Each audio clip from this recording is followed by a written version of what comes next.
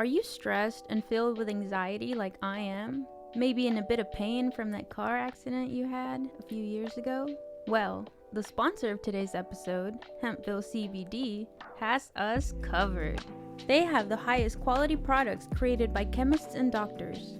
Hempville carries everything from CBD to THC dispensary grade without those despicable dispensary prices. Order your Delta 8, 9 edibles and vapes along with the THCA flower and get free shipping when you spend $50 or more at hempvillecbd.com. Check out the link in the description for more details.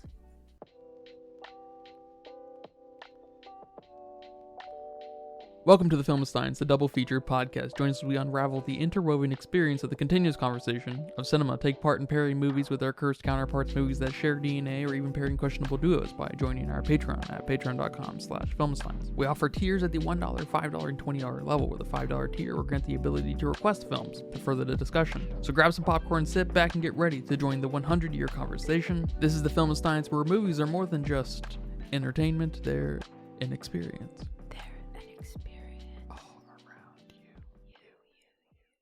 And welcome back to another episode of the Filmsteins. Thank you for joining us today. I am joined today by my conspiratorial friend, Lucy. Hello, everyone. Oh, those chemtrails. You can join us every Monday, Wednesday, and Friday for brand new episodes of the Filmsteins. Some recent episodes include Brother Beer, The Holdovers, the 1954 Godzilla, Godzilla -1, and the new Chicken Run, Dawn of the Nugget.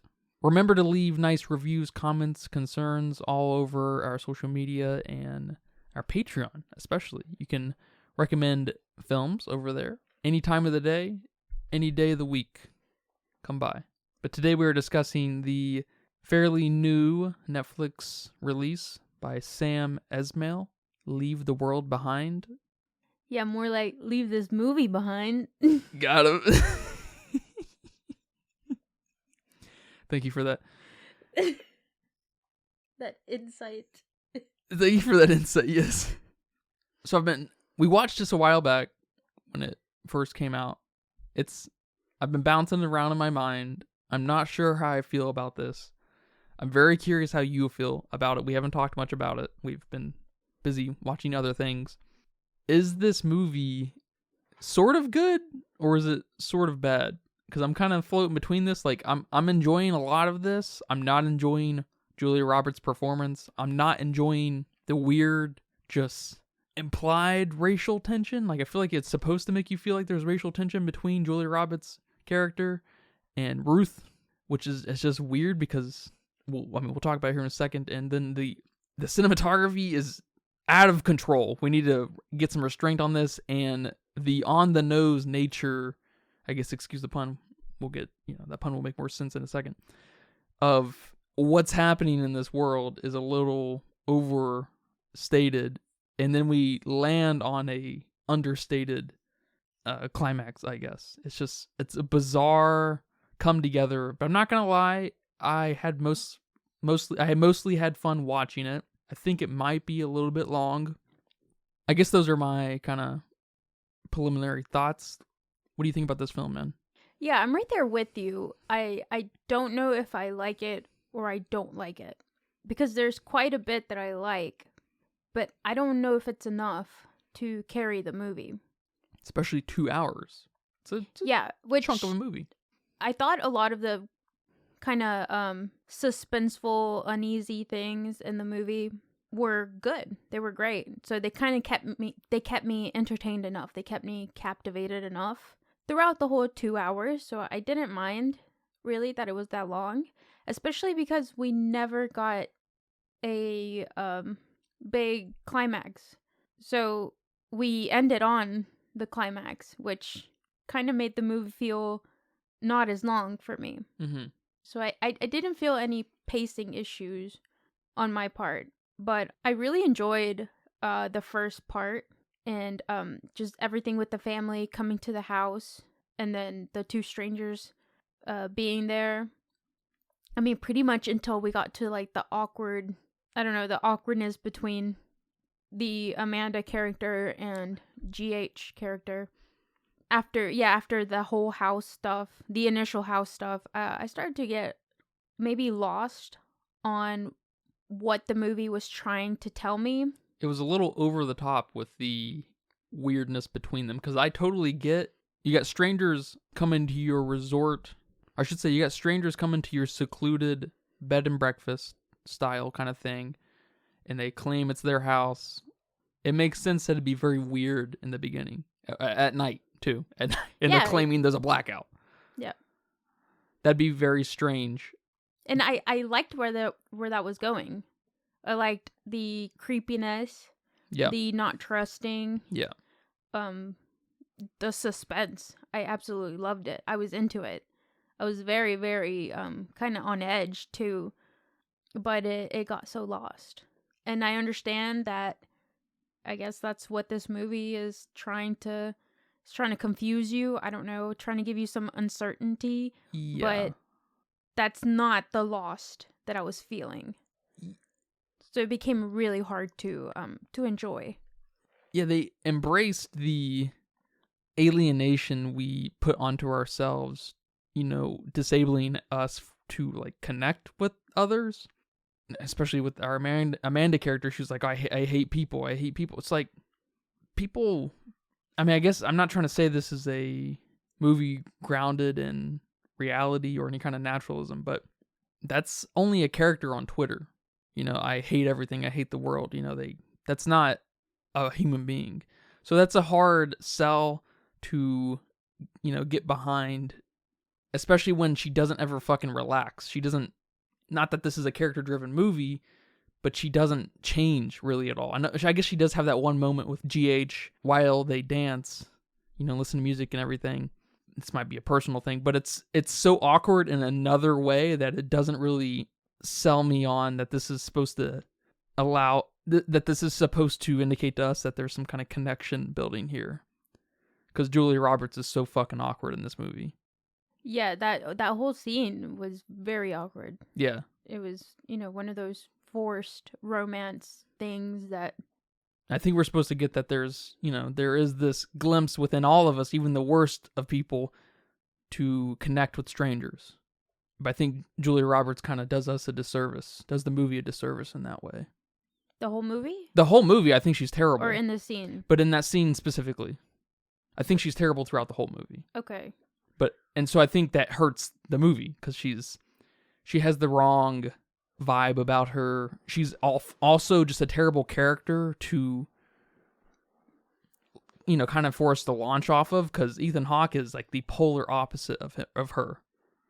And so there's this yin and yang that's just not, I don't think it's very compatible as far as characters who want to go on vacation to an isolated, secluded place in the woods with each other. Just, it's from the get-go, I think it starts off weird. I think I think GH's character saves it in a lot of ways.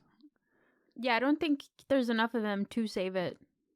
Yeah, but I don't know what it is about him. I might just be a fanboy, but the way he delivers stuff is just awesome. He has great delivery. I don't know if it's just his voice or the way he looks, but he's got a thing about him that I like a lot. Yeah, I think you might be a little fanboying, but I mean, he's great, no doubt about that. But I don't think this movie gave him anything so he could be that great enough to save anything here. We didn't have enough of him. Yeah, no, I agree. I mean, I guess one thing to kind of justify his like lack of presence in the whole story was it did kind of build this mystery with him, I think, especially when he gave us little bits and pieces of what he does for a living, because he supposedly works with some Pentagon folks that know something. Mm-hmm. But that starts to introduce this situation they're in, I guess, and it's so on the nose that I'm just like, I don't know where to take this in my imagination, because I feel like you're giving me all the pieces, minus the deer. I think the deer sort of are the most interesting part of the movie, sort of, but it lacks that. This is out of I guess coming from the disaster movie angle, which this movie sort of is, it's more, I guess, leans into the conspiratorial angle, right? I don't know what this movie's trying to lean towards. It lacks the this is out of control feeling, like there's kind of no hope for me. And Mahershala Ali's character kind of lifts behind the curtain of it's something that maybe could have been prevented. Like there was actually a sense of control that wasn't there on time, versus like The Day After Tomorrow, where it's just completely out of control. No one can do anything about it. Isn't it a climate change problem? Don't they give reason in that movie?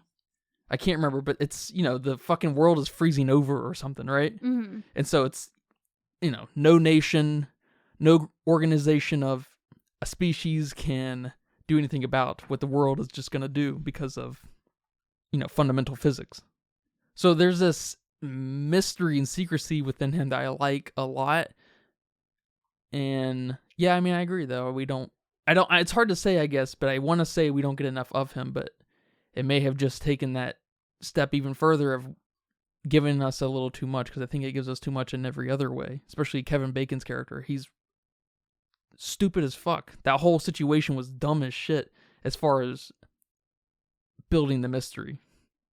Yeah, I don't know. I don't think there's any mystery here to build, though. I think that's why it felt like that. Well, what do you think about Amanda and Ruth's relationship? It's kind of a focal point. It's arguably the focus of Amanda's presence in this movie. Her weird conflict with Ruth. Yeah, I don't know. I feel like Amanda has a conflict with everybody in the movie, but Ruth only has a conflict with her. Yeah, which I think is an important distinction. Yeah. Because if it would be different if Amanda just had a conflict with GH and Ruth. But yeah, she just, I don't, do they say too many times that she hates everyone? She hates people and stuff? But that's kind of how the movie starts, that she just hates people. Yeah. So I was getting the feeling that they were trying to force some air of racial tension. Yeah, I think they definitely were.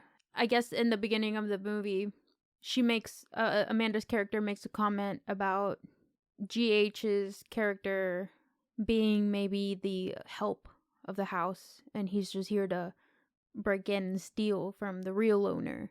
That kind of implying Okay. that kind of racist, she's implying something racist here. But then all her hatred with him disappears after they have that awkward dance off. And so I don't know if now her hate has to travel to Ruth. But Ruth does have a weird conflict with her when she makes that comment to her dad about not trusting anyone when they find a safe place to go, especially white people. But because this movie doesn't have a tight theme, like a tight message of what they want to go with, I feel like that was just kind of thrown in. Like, here, your characters just make them racist towards each other. Because I also think there's a little bit of a cultural divide message that they're trying to give us with Amanda and Ruth. And even the little girl, Rose. Through the racial tension? Not a cultural divide, a generational divide. Yeah. I guess that seems to especially come true in the shack barn with Amanda and Ruth. Yeah. When she has her whole diatribe about, I think that's when she says things like, no one's in control. I'm not sure. Yeah, so it feels like they're just throwing a bunch of things out there. Yeah, it feels like it's just, man, I don't know. It feels like they don't know how to precisely or concisely tell the audience that there's a epidemic in humanity, or United States maybe specifically, in that we, to a dangerous degree, don't know how to connect with one another. That feels like that's kind of the central theme to it, but it explores it from just a bunch of fringe threads and doesn't specifically have anything to say other than that this is a problem, I guess it feels like the answer is... There is no answer. Well, it feels like the answer is make friends. Okay. That's what it's. That's kind of where it seems to land for me. Yeah. Which is just like, I mean, yeah, you're stating the obvious, and that's not a terrible thing in itself, especially in a movie when sometimes you need to be shown the ugly side of you to, just prove a simple point. Because, you might be stubborn about some nonsense that you're obviously wrong about, kind of thing. So it's... Is it doing too much for such a simple... Yeah. Yeah. And I guess I can't remember exactly why, but it reminds me of Landscape with Invisible Hand, that movie we watched recently. And that it feels like it doesn't know how to get the point across, but at the same time wants to leave it up to your, interpretation and imagination. But at the same time gives you so much of, I don't know, like a puzzle with pieces that are from a bunch of different puzzles. It's like this doesn't work quite right. Like it begs the question of how am I supposed to make sense of this when you've given me all the wrong pieces? Yeah, I almost think like this movie is kind of trolling with you, and more trolling with all the sensitive people out there. Because you have this, racism, this generational divide, nuclear power, like natural disasters, kind of satanic symbolisms. I mean, you have mystery figures with the leaves. You have everything that something in here is going to trigger somebody. Yeah, And just to get people, I don't know, talking, because people are so fucking sensitive. Just being provocative for provocative sake. Yeah. You just reminded me of, the great Coen Brothers movies, A Serious Man, one of the great films of all time. How maybe instead of provide a reflection back at you, it's actually showing the ass of yourself in how silly you look. And it's funny you say that, because I noticed a lot of reflection shots. There were a lot of shots through windows, through mirrors, through water. So maybe there's something to that. I don't know. The cinematography here was kind of too artistic for me. Mm-hmm, so yeah. I know there's a purpose. Yeah, sure. Yeah, I mean, of course. I don't know. Yeah, I like that you say that, because it helps justify the cinematography for sure. If it's trying to be over the top, the only excusable situation to be over the top in is normally satire. And so maybe this movie is trying to tap into a little bit of a satirical, look how insane you guys are. But at the same time, it feels like it's attacking the very nature of how we are and how easy it is for things to crumble. Yeah, it's almost like you don't have the right cast for a satire piece. Maybe, yeah. Or your performances with this particular cast wasn't delivering that message. Funny enough, I think Ruth's character is probably the strongest because she's such a caricature. Yeah. So there might be kind of something to that. And I do like, what's the little girl's name? Rose? Rose. I liked her obsession with friends because that feels... It's so one note that it kind of fits that caricature thing. But, I mean, Ethan Hawke's character is too realistic, I guess, for this scenario. And I don't know about the others. But, I mean, I'm not sold on the cast and its entirety. I'm not either. Especially Julia Roberts. I think she is such a dog in this movie, man. Yeah, and it's funny because that's a lot of the reviews I'm hearing about how brilliant of a cast this is, and all the wonderful chemistry between Clay and Amanda. And I don't see it. I definitely don't see it. Yeah, I don't see that at all. They must have had a really big PR cycle about, and then they were kind of friendly, on camera. Mm. And so people are getting that kind of impression before they watch the movie or something, and it's kind of maybe displacing that. Because, I mean, I'm not gonna say there's no chemistry. I don't think it's totally a chemistry problem because we don't get a lot of meaningful character moments between each other. That is a chemistry problem. But we don't get it. Like, it's just not there in the movie. Not I like think they there didn't. are moments that we should get it. I think there's probably two specifically, or maybe three. The one with Ruth and GH. There's two there when they're sitting across from each other, and he's telling her about his job, and then the dance scene right after that. And then with Amanda and Ruth, well, maybe not even that one, because that one's almost just conspiratorial talk. Yeah. Really, there's no character there. Being a conspiracy theorist is not your personality.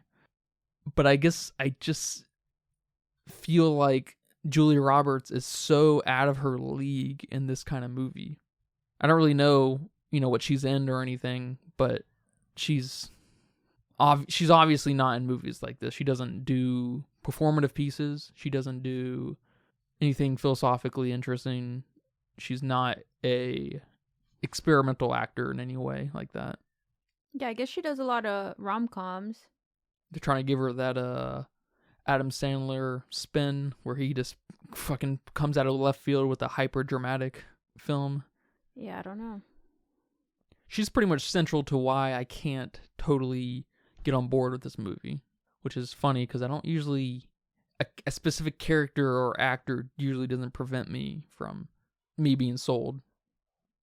It unsettles me that people find her as just a bigot and racist because she immediately she immediately states her negativity in the world in the very beginning.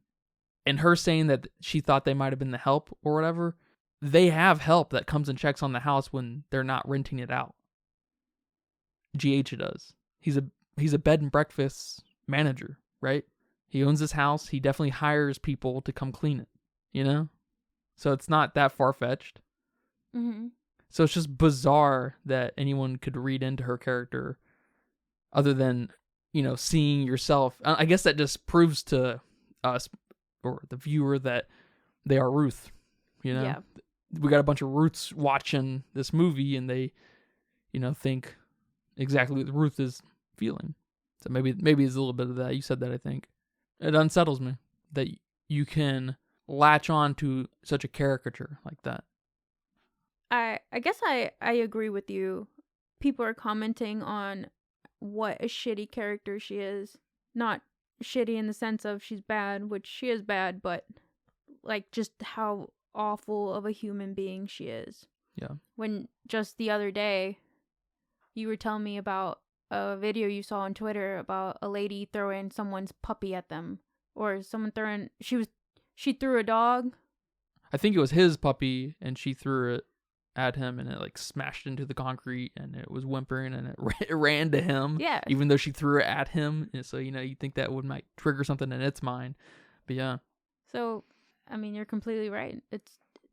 They're reflecting on how shitty of a human being they are.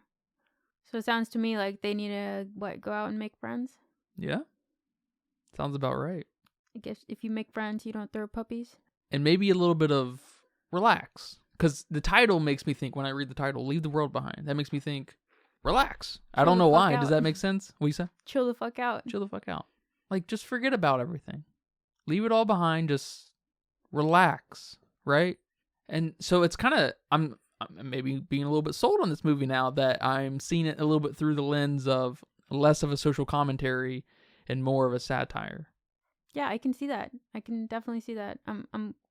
This movie is definitely for the sensitive souls out there. It's almost like this movie is for the people who are unsettled and disturbed by those who find themselves in this movie. And so there's this meta layer of part of the audience laughing at those who take this a little too serious. Does that make sense? Yes. I guess it's for both audiences, obviously, right? It should be for as many people as possible, right? Whatever story you want to tell. But there's this weird meta messaging where two large audiences can get a very distinct meaning out of it from polarizing, point of views. And I must say that in premise, that's pretty amazing. I don't think it's entirely successful in that way. But I think that's a really great idea. That's a very that's hard to pull off, I guess. Yeah. No doubt. Yeah, because I don't know if you read on it, but the Obamas were executive producers for this film. So, of course, there was a lot of hate there. A lot. I don't know what people have against the Obamas. There's a lot of conspiracies there. Yeah, there is, and I think most of it's targeted towards Michelle Obama. Okay. I think I may be wrong on that because Barack is, I mean, at this point, kind of famous for his Netflix documentaries. Mm. You know, he's made some really stellar Netflix documentaries. I mean, I totally get that because once she changed the chicken tenders And the roles and at school, I'm there with them. That's what took him out of office. God damn it. No, I'm just kidding. He had 2 terms he had to go. But yeah, a lot of hate there. A lot of now, satanic symbolism in this movie because of the Obamas. And talk to me about that. What is that? I don't know. There were apparently in the news reports we briefly saw on the TV. There were a lot of 666s, and there was one scene when Clay was waking up in the morning. I think it was in the beginning when she's looking out the window. He's waking up, and then if you stay still on that shot, there's a 6 on his coffee mug, and then there's a 6 in his alarm clock, and then there's a 6 somewhere else. So, 666. And then something about the QR code, that if you scan the QR code that pops up somewhere, which I couldn't read too much into that because then there's people saying it's too blurry for you to actually scan it. So I don't know. There's a lot out there. And somewhere in the the emergency broadcast that Rose sees when she's down in that bunker, that apparently has something to, I don't know. And they're tying it back to Barack and Michelle. Like, what? I didn't know they were Satanists. Yeah, I guess so. Because there's so many people tied to this film, but it's the Obamas. It's the Obamas, of course. Of course it was them all along. Exactly. They're ahead of the cabal. And it's so ridiculous, really, just how much people read into it. It's like if you pause it at this scene and sneeze and close your eyes and clap 3 times, Barack Obama appears. I don't know. He does. See, and now through the lens of what we've kind of established here, that deep subliminal messaging is the exact kind of messaging those people are going to be looking for. Yes. And so I think Sam here, and maybe the original author of the book, may be on to something. I guess we then maybe we come across it here in the next few minutes and on this episode. Maybe we have to think about it a little bit more, but that's 2 schizophrenic kind of demographics. We got outrage culture and we've got conspiratorial guys, I guess we also have, the gun-toting conservative. Did he have a red hat on? I don't know. That's a good question. That is a great question. No, it looks like he had a gray hat with a star. You know what else has stars? The flag? The flag. And stars are in space. And Rose is wearing a NASA shirt. Now you sound like the 666 guys. Oh yeah, that's something I saw. The scene where Rose and her brother Archie are in the woods right before they get that really high-pitched sound. There's a scene when they're both kind of looking at you, and if you pause it, he's wearing an Obey shirt and she's wearing a NASA shirt. And so if you read it, it says Obey NASA. And I was like, oh, there it is. Wow, there it is. That's awesome. And then I was just getting too deep into this craziness online, and I couldn't handle it.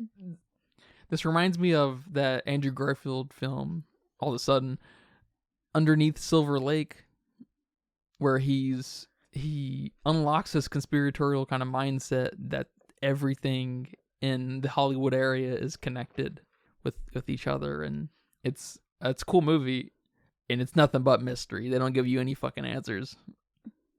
Sort of, I guess they give you answers, but not really. That's the whole conspiratorial thing, right? Is you always have some answers. You know, you never have the full picture. If you look into it enough, everything's connected. Everything's connected. But not to each other necessarily, but it's connected to something. Yes. Know? Yes. It's awesome. Man, I'm on the cusp of quite enjoying this film, but I can't get over Julia Roberts. Maybe we need to rewatch it. Maybe.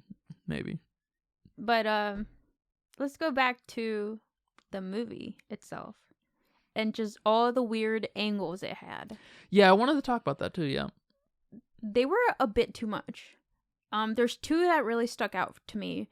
The first one is when she's going up the stairs and the camera follows her and kind of goes upside down while she's walking up, and then when she keeps walking, or I don't know if she makes a turn or something, the camera is like turns right side up, and I don't know, it was a little bit too fancy for me. Yeah. And I think that one is just them having a little bit of fun with it. I don't think there's anything too much fun. Yeah, I don't think there's anything to be said there. But the other scene that really sticks out to me is when GH and Ruth are talking and the white people had just left right before the Tesla scene. So they had just left, and Ruth and GH are by the front door, but they're at like the bottom of the screen, and we only see maybe their torso and up. Yeah. And then we get a big landscape. Yeah, that was a good shot. I like that one. I didn't like it. It was too fancy. I don't know what you were trying to say there.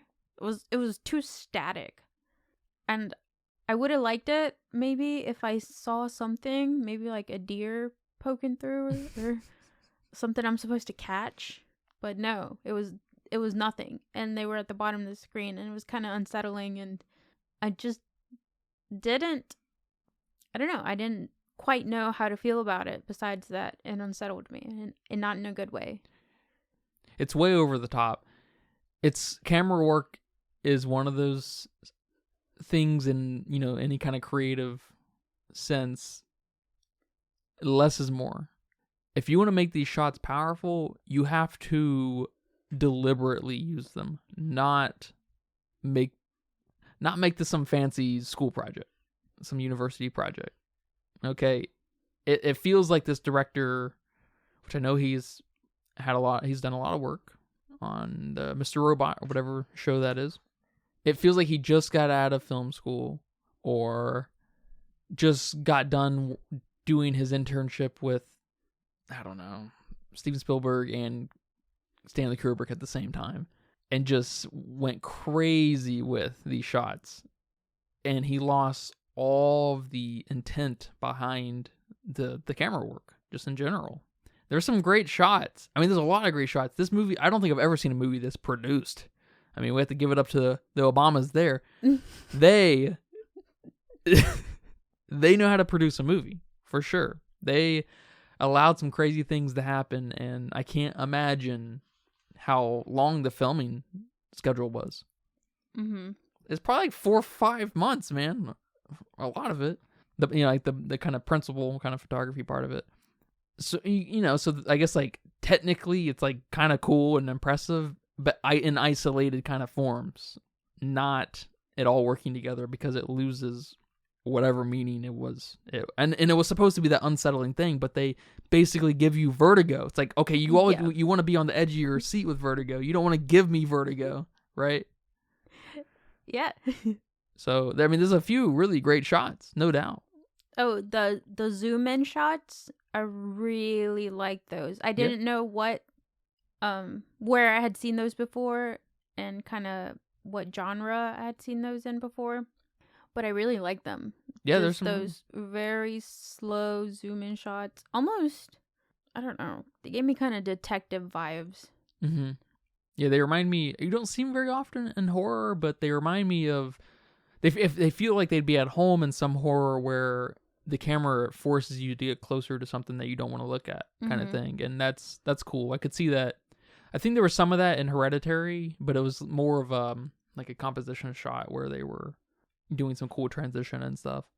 It's funny you jokingly say that he did his internship with Stanley Kubrick, because the director said he was really inspired by the opening shot of A Clockwork Orange. And he said that was probably one of the best intros that he's ever seen in a movie.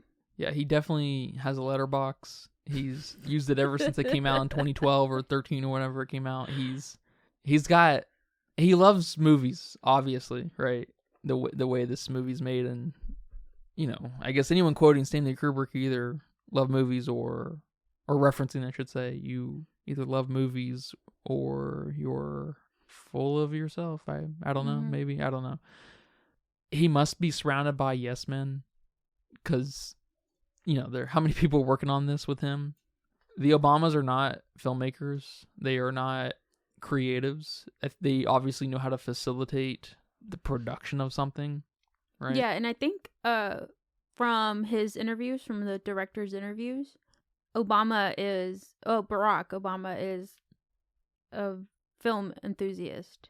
Really? He's a big film guy. I mean, I get it. I could totally see that, yeah. Yeah, and has seen a lot of, blockbuster films, but a lot of also kind of niche films that you're like, what? So he said he had a lot of fun kind of talking to him about that and stuff. Cool, yeah. I could totally see that. I've always got an air of culture in him that I've never seen from a politician, Yes. He's definitely got a fine art kind of thing about him, for sure. It's funny to say like Obama, because when we refer to Obama, 99% of the time you're referring to Barack. Yes. But when they're both together, it's like you gotta specify. she's also Obama. It's funny. I'm a big fan of less is more in art, because it comes with the air of deliberacy and intention. Yeah. Are you paying attention to what I'm saying? What I'm trying to tell you? Because it's a gut punch. I'm not. Instead you're with this heavily produced movie, you're just slapping the shit out of me.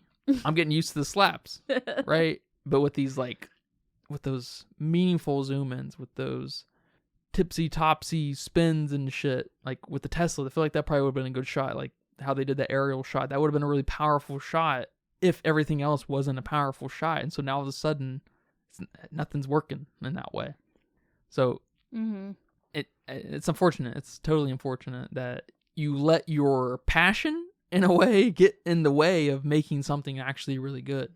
It's kind of funny how that he needed someone to be like, whoa, dude, we need to discuss the intent here.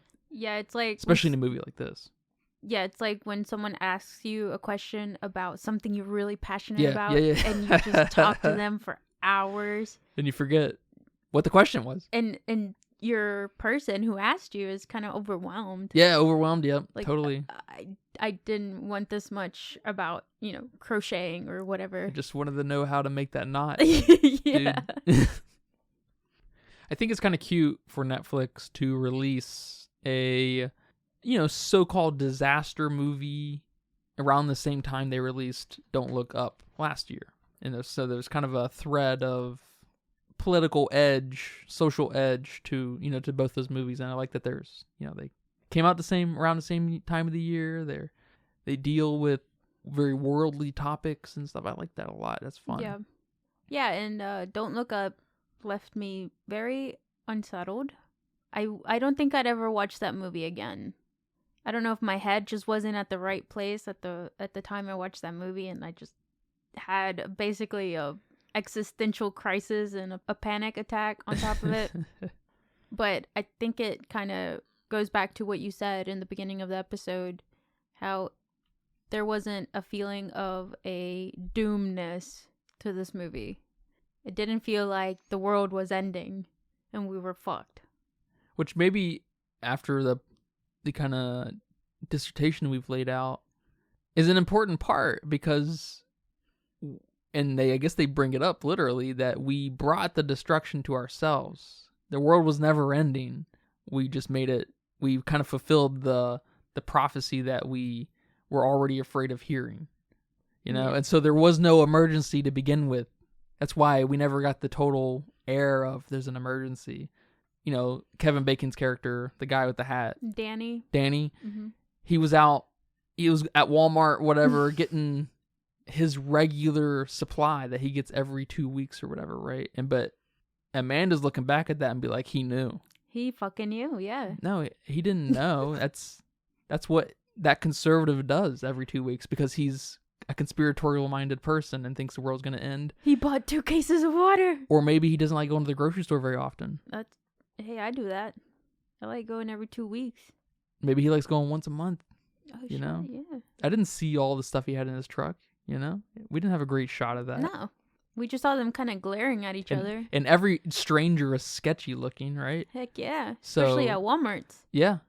Especially in like kind of your country, areas. I mean, everywhere, really. That's kind of an important part, is we don't trust our kind. So maybe there's something important there too, that we didn't get that feeling, because that feeling is only there if that's the kind of person you are. And we're really not those kinds of people. Or after someone tells you. Yeah. Like, did you notice that person? No, I didn't. But then you think back in your mind, you're like, You know what? I think I did. I think he had a fucking machine gun. Yeah. And he had a look on his face. Yeah. There's maybe a little bit more here than I was. There's definitely more here, I think, than I was first kind of giving it. And I'm happy to say that I had to retract some of my downplaying of this movie.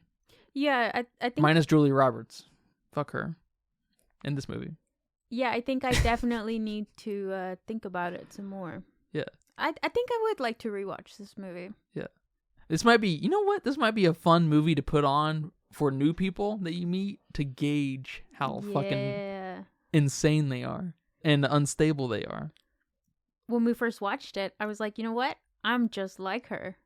Amanda? Yeah. I thought, I don't know if I would trust these people coming in the middle of the night, and I don't know if I would. No one would. I would let them in. And Clay is just like, yeah, sure, you sleep downstairs. And I'm like, hell no. I don't know who you are. Yeah, I don't think... GH. Yeah. So it'd be fun to gauge someone's kind of reaction to some of these things. Yeah, there's a lot of stops, as we've already kind of established, with the subliminal 666s and satanic shit, and Ruth's character and Amanda's character, and what? Or even that scene when Clay is driving back home and the Hispanic lady needs help. Yeah. And I didn't notice, because I understood her, I didn't notice that there were no subtitles in that scene. What'd she say? So she basically said, I'm lost. I need help. Yeah. I need a phone to call somebody. I saw a plane dropping some red gas. I saw like 50 deer. And I just need help. She commented on the deer? Yeah, she said she saw like 50 deer. That's hilarious. And I just need help. I need a ride. Please help me. Please. And I didn't notice it until somebody said it, that they didn't understand what she said. And I was like, wait, I understood what she said. This is very interesting. This is very important. And I like that you bring this up. I forgot about this. But I don't speak Spanish or understand very much of it. Especially when she's speaking it so sporadically and because she feels like she's in danger. I guess she sort of is in danger. So she could be speaking anything, obviously, to me. And there were no subtitles. It only confirms in my mind that there's this intention from the filmmakers to find that, very specific common ground with someone so they can connect themselves with whatever character. Because someone who comes across someone freaking out, crying, banging on the window, and they don't understand what they're saying, they're not going to let them in their truck. they're not, probably most likely not going to stop. They're going to be freaked out and unsettled. Maybe that's just me finding me and Ethan Hawke's character. And what's his name? Clay. And Clay. Yeah, I'm trying to think if... But you have a completely different perspective. Yeah. On the matter. I'm like, oh my god, this lady needs help and this asshole just left her. But he has no idea. But I didn't think about it. He has no idea what she just said. And she's a great hysterical representation of someone who thinks she's in danger when she probably really isn't. She just had a very insane 5 minutes ago, you know? Yeah. Like, just like them. But we have no idea really what was going on. And you know, a large percentage of the audience of people watching this, you know, we intentionally don't know what's going on with her. So there's an interesting thing happening there too. Yeah, I'm trying to imagine if they would have been, you know, Japanese and were speaking Japanese and were hysterically banging and how I could relate to that. But yeah, that's interesting. I mean, it's important. I think she is at least speaking Spanish. I guess that's probably her primary language because she was freaking out in Spanish because Mexico's right next door to the United States and they're a focal point of, you know, political fucking tension, you know? Mm-hmm. Black people, Mexicans, they're at the forefront of a lot of people's minds about X, Y, and Z. So it wouldn't have had the same effect if it was a Japanese person, I don't think. Because I think there's supposed to maybe be some, for the right person, for the roots of the world, he's fucking racist too. Yup. Sure is. That's what I thought. Look at this asshole. I didn't think he was racist. I just thought he was a jerk. But as we know, he's a very modern so-called coward. I don't think he's really a coward. I think he's just the character who is at the most a victim of modernity. Mm-hmm. Because, you know, he even has his big moment that he's a man and without the internet, he's useless. And he can't even care for his kid. You know, so he's the last character who's gonna fucking pick someone up. Who's freaking out on the side of the road. And then Amanda's one of the last characters to immediately want to fucking let someone into her home because she's, you know, she hates everybody. So yeah. like there's a kind of interesting thing there that's people make up in their mind when it's not actually there. There's some genius happening here. I'm not going to lie. Yeah. There is. There's some small things that feel like they could have been turned down. Like the camera work. Man, this movie could have been cheaper to make if you didn't go overboard with this stuff. I did have a favorite scene, and it's when the oil ship, whatever you call them, is about to fucking land on the beach. It's about to crash with the sand. Really, I don't know how you fucking phrase that because that doesn't happen. And just that feeling of it getting closer and closer, and then when it's a little on the late side that they're realizing, oh shit, we need to run, and then they're running as it's getting closer. That was a pretty good. I think that's my favorite scene. That was a pretty good scene. Yeah, that was a good scene. That was a good way to. That's a good start. Set the stage. Yeah, totally. You know, I thought there was a weird edit in there that when the ship started to become beached, I guess. Because, you know, you have beached whales or whatever. There was like a second edit above it that showed us the action. Like we saw the action again of it being beached. I was just like, that was a weird edit.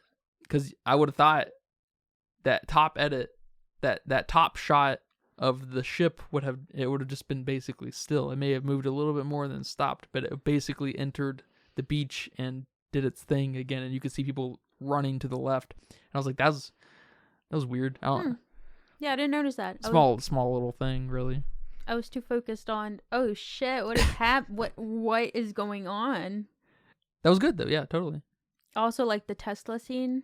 At first, I didn't notice they were all Teslas because just white cars are so common. I just thought, you know, normal traffic until, you know, the scene proceeded, and oh my god, that was pretty funny. Yeah, that was cool. That's probably the most famous scene of the movie. It seems like that's made its rounds. Okay. Yeah, I did see someone saying that Elon Musk is sweating right now. watching that scene. He commented on it about how it's not possible or something like that. He was like, Teslas have solar power reserves or something like that. I was just like, something Shut like, I don't up, know. Elon. He's being stupid. He's probably one of these people who needs to, relax. Mm. You know, He needs to read into the movie. a little bit. Yeah, but overall, visually, I think this movie looked really good. Mm-hmm. The little girl who was kind of weird looking, she looked good. She looked weird. I liked it. I liked how the animals looked. They freaked me the fuck out. You know, me and deer don't have the best History. Yeah, the best history. And I kind of, on a personal level, I kind of liked that they were deer because it fed to that uneasiness for me.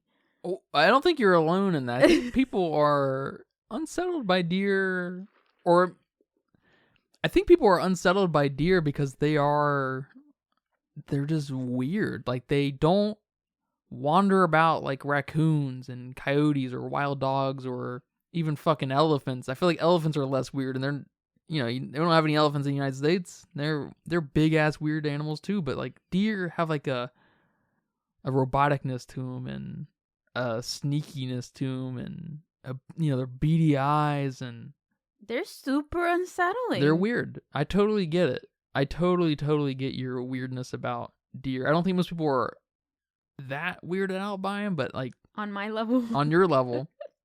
But they're very strange animals, no doubt in my mind. What do the deer mean? Why do they keep popping up? Yeah, I don't know. That's why I'm thinking that someone could read into this being a natural disaster deal going on. I don't know. Changes in the weather. Yeah. It's freaking all these animals out, because we also have the flamingos. But I don't know. I don't know. And we have that weird scene with Ruth and Amanda and all the deer, and I don't know if they were about to eat Ruth, if they were about to take her to be their queen. I have no idea what was about to happen there. The deer are the major tether to why I feel like this film takes itself an ounce bit too serious, because I feel like the deer represent this detachment we have with nature and with ourselves, and how we've let this kind of artifice of society and this thing that doesn't actually exist, in that everything's kind of predestined in how we're supposed to behave and act in the world, and we don't have any, or I should say we try our hardest to reject our animal sensibilities, which I like that. And maybe it's okay next to all this funny business, because they land on that moment where they start yelling. And I think that is, I think that scene is the most stupid scene in the movie. I fucking hated it. Yeah, it was awkward. But I think it's supposed to demonstrate this resignation of our humanness and bring us back down to earth, and give us just a brief moment of just pure emotion, whatever that is, and just in that moment reject everything that is society and human, and I guess just show us a little bit of what we really are. Yeah, that all sounds that sounds good, but I think the author, or if this isn't in the book, then the director was like, what's the creepiest animal we could find? Not scary, not big, Yeah, but creepy. Deer. Let's put him in there. You know what? Let's put 50 in there. All right. Cool. Just to add to that suspense, to that uncertainty. that something's coming. Yeah. So I don't know. Yeah, I don't know either. It's a weird focal point of the movie that keeps being brought up in borderline like horror ways. Like, it's just like I think you missed it, but there was one scene where she turned on the light, the porch light. Yeah. And they pop up, and that's not the light she meant to turn on, so she turns it off. And then she turns on the correct light. Yeah. And I saw that later. Oh, you saw that later? Yeah, okay. I was like, what the fuck are they doing there? It's weird. It was weird. It's a weird focus and captured in a very specific light. And when and when Rose was lost and they couldn't find her, I thought the deer had taken her. That would have been that would have been something. That I don't think that would have been out of place, to be honest. There would have been something too that I think I could read into. And then now I thought they were coming for Ruth and taking her. I wouldn't have hated it. I wouldn't have hated it. I don't know how that would have gone, but what do you think about the end? Because we're tying up here. Yeah, I don't know. I think I was reading somewhere that in the book, after she sees the bunker and everything in it, Rose gathers supplies and then goes and gets her family, and that's how they end. But here they don't end that. They don't end like that. They end with her watching what she's always wanted to watch. And I don't know how I feel about that abruptness of ending it like that. I kind of like it, especially talking about it more, and just that simplicity with the message of stop being so fucking sensitive, just love each other, make some friends. So I kind of like it now more. Originally thought. I like it a lot. I like the abruptness. I like when stories just end.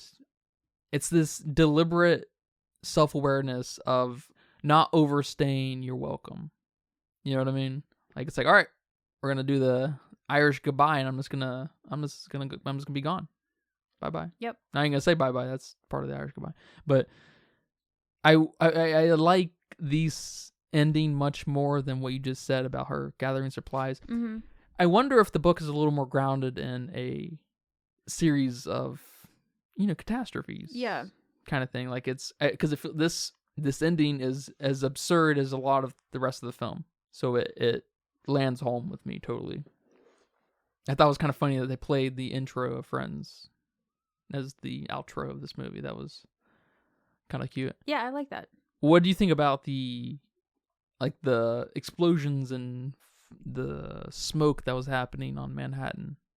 We had that like wide shot of stuff happening. No planes, I don't think, or anything. No air raids of note.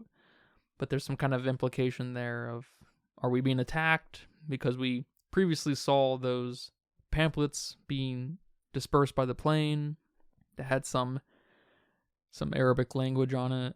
Yeah, and then the emergency alert when she was at the bunker said that the White House and other major cities were under attack by rogue armed forces. Yeah. Armed forces. So they had arms. Yes. No paraplegics. No. Mm-mm. They had big arms. They were wrestlers.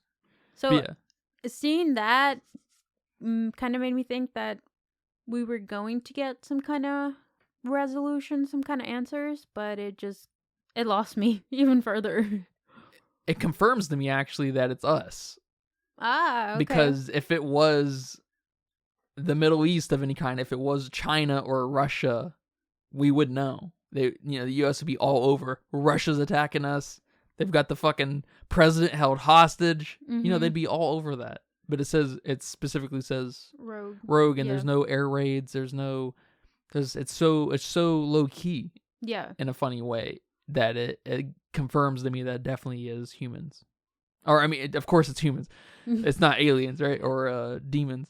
Even though all the satanic shit, I don't know. And somebody was talking about all the space and satellite shots we got, that it must be aliens. I was like, oh my god, these people. Oh, and her wearing the NASA shirt just confirmed the alien conspiracy. I wouldn't hate it. There's not enough there for me on that. No.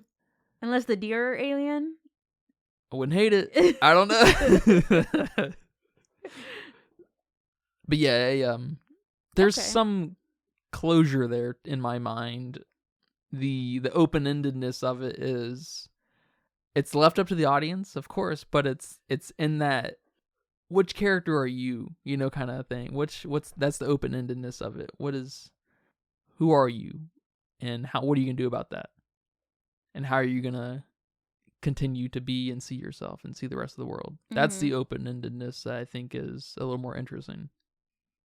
I saw someone comment about how the ending was a point that the director was trying to say that physical media is going to save the culture, because they bring up the DVDs and then the vinyls. It's funny. It's a point. And her iPad is she can't watch it. So I liked that they said that. I don't think that's his point. No. But I like it. Yeah. I love that. Especially as we march into the digital age, it's sad to see it kind of start to get further and further in the mirror, the rear view mirror. Yeah, especially with you telling me about how some people lost their digital purchases of games. Yeah, recently, because of the Discovery and Warner Brothers merger, Sony has lost their licenses and contracts with Warner Brothers, and so people are losing hundreds, I think something like 1,700 movies and TV shows through their service that they were providing to buy, kind of like Amazon Prime and stuff. Yeah. And it's scary because, nothing's permanent. I get it. And we should embrace that. We shouldn't pretend that things can last forever. It's a weird human obsession that's driven a lot of who we are and every corner of every thought. So it's a funny point to kind of hang on. And I think it's obviously meant to poke fun at those who depend on the digital world to the degrees that a lot of us do. Yeah. Because a lot of us are helpless without the digital world. Yeah.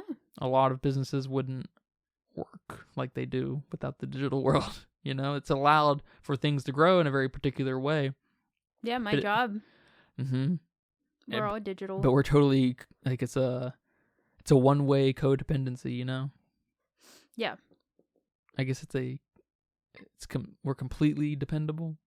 Does codependency imply that you're dependent on each other? Well, that's true. Which you kind of are. They need to be bought. That is true. There's a codependency there that's true, yeah. That's fundamental to how it all works, I guess, and going both ways. It's true, yeah. Well, man, that was a talk. I can't believe it. We talked our way through that. I think we're a little higher on this movie, both of us. We can't do anything about Julia Roberts. I can't talk my way into liking her. I'm sorry. She's in the wrong movie. She's in the wrong movie. Yep. It's like putting Johnny Depp in a not weird role. It's like he's a weirdo. That's fine. That's why we love him. So that's where we got to put him. But I don't know what it is about her. I'm not a Julia Roberts fan by any stretch of the imagination. I don't know her work. Yeah, I don't either. I know she was in Valentine's Day. I love that movie. Yeah. Is she the sad girl? Or I don't know. But I know she's in Valentine's Day. And I like that movie. But, she's in rom-coms. That's a mega rom-com. Yeah. That's borderline Hallmark.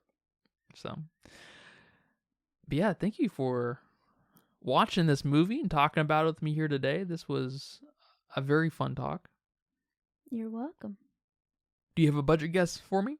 My budget guess is 80 million. A little based off the caliber of actors we got. And just how visually good this movie looked. And the length. But I have no idea. Yeah, well, it's inconclusive. We don't have the information. Surprise, surprise, it's a Netflix movie. If I had to guess, it probably floats the $80 million mark, if not a little bit more. I wouldn't be surprised if this was kissing that $90 million mark, because, like I said, the production of this is nuts. That camera work doesn't come cheap. We gotta get all the lights and fixtures in the right areas and get all these guys capturing. Get all these guys on a zip line. Yeah, got it. We're putting lights on zip lines. We're putting cameramen on zip line. You know how expensive that shit is. This is definitely an expensive movie, no doubt. So I wanted to share with you the Letterboxd consensus. It says here it's a 3.0 with a very smooth curve, or pretty smooth. It's weighted in the center. It seems to be pretty fair. All right. I thought people were going to be a little more divisive about this. I thought I was going to run the Southland Tales kind of route that I can't remember who directed. I think the guy who did Donnie Darko directed that, and that's a very divisive movie, very controversial social commentary. But it's not. It's generally favored, I would say. Yeah, I think people don't know how to feel about the movie, so maybe they just put it in the middle. Sure. Yeah, I can feel that. Because a lot of the reviews I saw, they weren't super positive. It almost seemed like somebody had something negative to say about something specifically, but not an overall review of the film. Just, Julia Roberts' character was the worst. Or all the conspiracies behind the Obamas. So partially not about the movie itself, but about how it was facilitated? Yeah, kind of. A lot of, I like this movie, and then proceeded to say things they specifically didn't like. Okay. Or, things they did like, but confused them, so they didn't really know what to say. Yeah, I don't know. I thought it would be a little bit more divisive too, but I don't know. What would you give it? Well, I originally gave it a 2.5, maybe a 2, but that was initially before I had this conversation with you. So now I'm not sure. Yeah, I was initially at 1.5. I was like, this movie doesn't know what it is. But I think it's a little smarter than it leads on. I think the production of it gets in the way and tricks you into thinking that it might be a little pretentious or something, but I think it knows a little bit more of what it is. It just gets lost in its beautiful garden. It's just, you can't have row after row after row of roses or whatever fucking beautiful flower, because they're, you lose the beauty in it all. It's just like, well, they might as well be weeds now. There's so many of them. I don't know. It's like, It doesn't quite work like that. I think it does. It's kind of like when... I don't think it does. You don't think so? No. I think that's totally on personality. But... Yeah, I mean, some people might be sold on the camera work. I want accents of roses, I don't want my whole garden to be whatever beautiful flower. That's fair. You know what I mean? Yeah. It's like maybe like makeup, It's like, you don't want to wear... I mean, some people do, but I would imagine, it's best to use as little makeup as possible to accentuate yourself, not to hide yourself. You know what I mean? Mm-hmm. Sure do. But yeah, man, thank you. Thank you guys for listening to this episode too, and hope you guys had some fun thoughts. We have people arguing and yelling at us probably right now, don't we? Yep. Ooh, they're, I don't know. Obama lovers. I don't know. You an Obama lover? Oh my! Get out of here! You like Satan? You know me. Satan loving. Me and Satan. Although she does lose some brownie points, Michelle. Oh, totally. Totally. I'm sorry, but she fucked up school lunches. Yeah, and we were right at the tail end of it too. Yeah, she fucked up school lunches. And she wrote a book about it. The audacity. Remember, you can catch us every Monday, Wednesday, and Friday for brand new episodes of the Filmistines over on Google Podcasts, patreon.com/Filmistines, Apple Podcasts, Spotify, Pandora, all the goods. Remember to leave nice reviews, comments, concerns, grocery lists, whatever on our Patreon at patreon.com/Filmistines. Go recommend a movie. We'll watch it here. Well, we'll watch it and report it here. But until next time, take care. Bye-bye. Bye-bye. And that's a wrap for today's episode of the Filmsteins. Thanks for tuning in and joining us on our cinematic journey. We hope you enjoyed our discussion, gained some new insights and perspectives on the world of movies. Don't forget to subscribe to our podcast on your favorite platform, especially Patreon at patreon.com/Filmsteins, and follow us on social media for more film-related content. We love hearing from our listeners, so if you have any feedback, suggestions, movie recommendations, or book recommendations, please feel free to reach out to us. Until next time, keep watching, keep loving the magic of movies. This is the Filmsteins signing off.